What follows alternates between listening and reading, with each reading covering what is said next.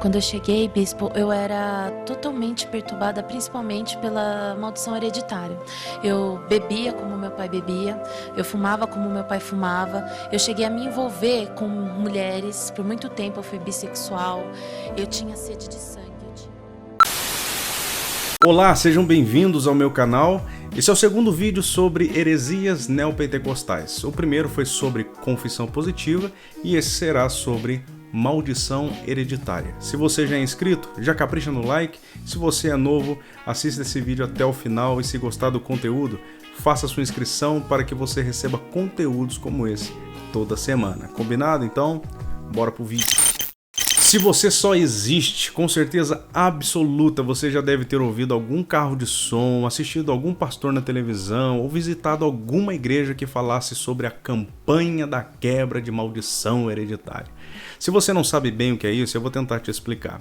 Os pregadores da maldição hereditária dizem que se alguém hoje, até mesmo um crente, tiver algum problema com vício, algum problema financeiro, depressão, adultério, até mesmo alguma doença, é porque algum parente dele lá no passado abriu brecha, deu legalidade ao diabo quando viveu aquela situação ou quando praticou esses pecados. Como a legalidade foi dada, esses pecados cometidos por esse parente do passado são transmitidos para essa pessoa aqui no presente. Então, para que essa maldição seja quebrada, para que essa pessoa então seja liberta do vício, do adultério e de tudo mais, é preciso que ela ore para que Deus revele qual é a geração lá do passado que está a afetando, para que então ela ou o feiticeiro neopentecostal peça perdão por essa geração. Se isso foi feito, o problema vai estar resolvido e a maldição quebrada. O texto mais utilizado pelos neopentecostais para fundamentar esse ensino falso é Êxodo capítulo 20, versículo 4, que diz o seguinte: Não farás para ti nenhum ídolo, nenhuma imagem de qualquer coisa no céu, na terra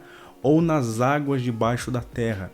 Não te prostrarás diante deles, nem lhes prestará culto, porque eu, o Senhor teu Deus, sou Deus zeloso, que castigo os filhos pelos pecados de seus pais, até a terceira e quarta geração daqueles que me odeiam, mas trato com bondade até 1000 gerações aos que me amam e guardam os meus mandamentos. Geralmente eles pinçam apenas a parte que diz: porque eu, o Senhor teu Deus, sou Deus zeloso, que castigo os filhos pelos pecados dos seus pais, até a terceira e quarta geração. Queridos, nós não estamos diante de um grande desafio exegético hermenêutico como existe em outras porções da Bíblia. Esse texto ele é muito simples, ele é muito fácil de entender. Em primeiro lugar, o texto não está falando sobre maldição, mas sobre castigo. Até mesmo as palavras hebraicas são diferentes. Em segundo lugar, o texto diz que o agente dessa punição é Deus e não o diabo. Em terceiro lugar, o texto está falando claramente sobre o pecado de idolatria. Ele não está falando sobre alcoolismo, adultério, desvio de caráter ou qualquer outro pecado. Então não dá para aplicar esse texto dizendo que uma pessoa só adultera hoje porque o pai dela adulterou no passado. Isso é distorcer o texto. Então, de forma bem didática, esse texto está falando sobre a possibilidade de alguém, um chefe de família, por exemplo, abandonar a Deus e passar a adorar outros deuses. Desse modo, esse pai levaria toda a família ao erro, inclusive os filhos, a geração posterior, pelo convívio e pela influência, seguiriam o mesmo pecado de idolatria que resultaria numa severa punição caso eles insistissem em viver nessa prática pecaminosa. É por isso que o texto diz: castiga os filhos pelos pecados dos pais. Os pais começam tudo e os filhos, pela educação que recebem em casa, seguem o mesmo caminho. E isso é muito comum. Qual é a chance, por exemplo, de um pai católico ter um filho protestante? É bem pequena, porque o pai criou esse filho para ser um católico. A mudança pode acontecer posteriormente, mas enquanto isso não ocorre, esse filho está sob a influência do pai. E isso vale também para os vícios, por exemplo. Em uma casa onde todo mundo bebe, a chance dos filhos beberem é muito grande. E perceba algo interessante nesse texto. Deus assemelha o idólatra a quem o odeia e quem o despreza. Olha como é grave esse pecado, né? Então, a primeira verdade que nós encontramos nesse texto é que haverá punição severa para os idólatras e para os filhos dos idólatras que permanecerem na idolatria. A segunda verdade que nós encontramos nesse texto é que se houver conversão, a ira de Deus será transformada em misericórdia. Isso nós encontramos no versículo de número 6, que diz o seguinte: mas trato com bondade até 1000 gerações aos que me amam e guardam os meus mandamentos. Se os idólatras são os que odeiam a Deus, os que guardam os seus mandamentos são os que amam a Deus e recebem dele então abundância de misericórdia.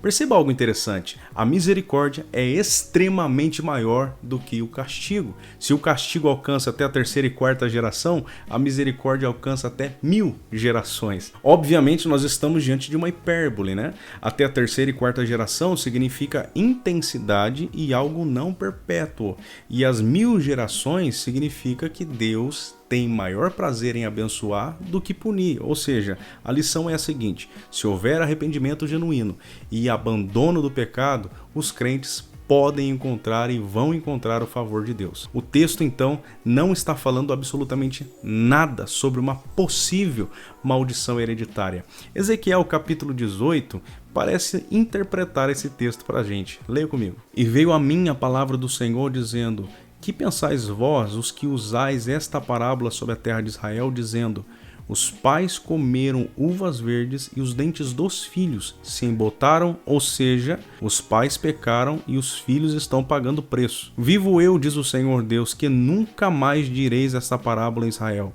Eis que todas as almas são minhas, como é a alma do pai, assim também a alma do filho é minha. A alma que pecar, essa morrerá. Nesse texto a gente pode ver que os israelitas tinham o costume de culpar os antepassados pelos castigos de Deus. Mas nesse texto o próprio Deus diz que a responsabilidade pelo pecado é individual. E nós vemos resquícios desse pensamento errado ainda no Novo Testamento, quando em João capítulo 9, os discípulos veem um cego de nascença e perguntam a Jesus: mestre, quem é que pecou? Este homem ou seus pais, para que ele nascesse cego? Aí Jesus responde: nem ele, nem seus pais pecaram, mas isso aconteceu para que a obra de Deus se manifestasse na vida dele. Os discípulos estavam pensando que a cegueira desse rapaz era resultado de uma maldição hereditária que foi transmitida para eles.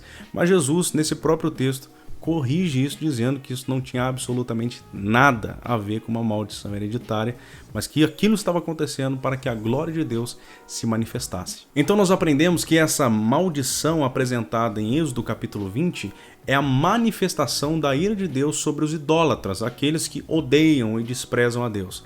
Nós também aprendemos que essa maldição viria de Deus e não do diabo, como alguns dizem, e que essa maldição só perduraria se as gerações insistissem em permanecer no pecado de seus pais. Isso aconteceu várias vezes, por exemplo, com Israel. Sempre que os israelitas caíam no pecado de idolatria, eles encontravam o castigo de Deus, e sempre que eles se arrependiam, eles encontravam a misericórdia do Senhor. Entretanto, a Bíblia diz que todo homem nasce sim com uma maldição hereditária específica, que é a maldição do pecado que nós herdamos lá do nosso antepassado Adão.